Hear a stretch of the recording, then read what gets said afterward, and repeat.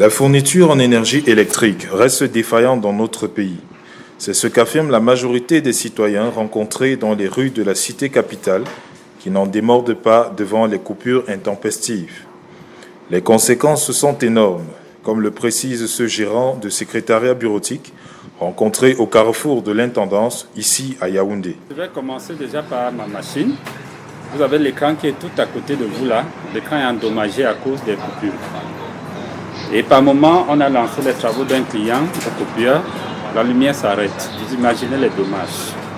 Et le client va se fatiguer, il part. Si vous étiez arrivé il y a 10 minutes, on était sans lumière. Chez les propriétaires des laboratoires photo, la situation n'est guère reluisante. Les pannes sur nos machines.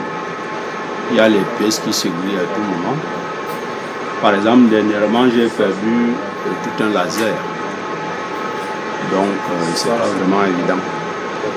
Dans les ménages, outre la décomposition des aliments causée par les coupures d'électricité, c'est surtout le trafic orchestré sur le terrain par certains agents malveillants des néos qui est dénoncé. J'en sais quelque chose parce qu'on m'a coupé, je suis ici en ville. J'ai fait mon call-box, je rentre à 18h.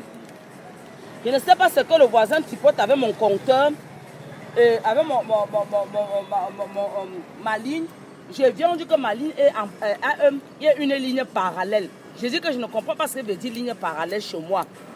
Moi, je sors à 5h30, je rentre à 18h, vous me parlez de ligne parallèle. Qu'est-ce qui veut dire ligne parallèle? Moi, je ne comprends pas ça. On dit que non, c'est parce qu'on a piqué un courant sur ta ligne et sur le responsable de la ligne.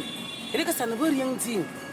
Étant donné que je ne connais pas comment le courant se passe, je viens à Eneo, je veux expliquer, on me demande de faire un rapport, contestation de fraude, oui. Et quand bien même j'ai fait, on ne me donne pas la suite, jusqu'à aujourd'hui. Et j'avais les papiers là hier, je sortais tout à Eneo. J'ai eu un problème le 18 février 2020. Le 29 février 2021, j'ai le même problème à la maison. Je suis encore à Eneo. Ils m'ont dit de faire une contestation de fraude. J'ai encore refait, c'est encore là-bas, j'attends la suite. La fourniture de l'énergie électrique met donc tous les Camerounais d'accord sur l'urgence de trouver une solution à cette crise. L'initiative proposée par la CID Cameroun SA afin d'inciter les Camerounais à investir pour la construction d'un barrage hydroélectrique de 11 000 MW dans sa première phase, avec des investissements 100% camerounais, peut-elle être une porte de sortie? Rien n'est moins sûr à ce niveau, car les avis sont divergents. Pourquoi pas essayer, dans les pays voisins, par exemple, il y a les innovations tous les jours, donc pourquoi pas essayer? Si ça peut être un plus pour le pays, pourquoi pas? Ce serait une bonne idée d'avoir ce genre de projet. On a eu des projets de barrage au Cameroun qui, aujourd'hui, nous laissent quand même un goût amer. Quand on a produit un barrage de 230 MW et qu'on décide d'en exporter, qu'on décide qu'une partie de cette production ira à l'export, alors que les 230 MW sont naturellement absorbés par la demande nationale, on se pose des questions. On ne devrait pas être au Cameroun en train de construire des barrages de cette nature. On a un gros potentiel hydroélectrique. De ce côté, mon point de vue, nous avons au minimum 5 barrages, si je ne me trompe pas. Jusqu'aujourd'hui, le centre-ville Yaoundé, il y a certains quartiers qui ne sont pas électrifiés à Yaoundé, mais même à Nactigal là-bas à Koteng, il y a certains secteurs à Koteng qui ne sont pas électrifiés. Donc tout cela, moi, à mon avis, je ne sais pas, ça sera comme si on ajoute une goutte d'eau dans l'océan, sans résultat.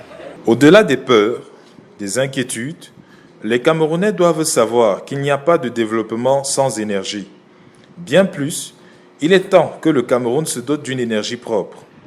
C'est là le pari de la CID Cameroun qui ambitionne construire un barrage hydroélectrique d'une puissance de 11 000 MW dans sa première phase. Ici, ce sont les investissements des Camerounais qui seront mis à profit afin de doter notre nation d'une électricité de meilleure qualité. Selon les perspectives de la CID Cameroun SA, 40 millions de foyers seront couverts par la production de cette énergie. Derrière ce projet d'envergure, les investisseurs camerounais à la sortie de terre de cette infrastructure vont tirer des dividendes qui vont leur permettre de s'enrichir tout en transformant le visage du pays. C'est un défi que tous les Camerounais sont appelés à relever afin de favoriser la mise en place d'industries lourdes, d'améliorer le système médical entre autres, pour un développement sûr et durable. Audio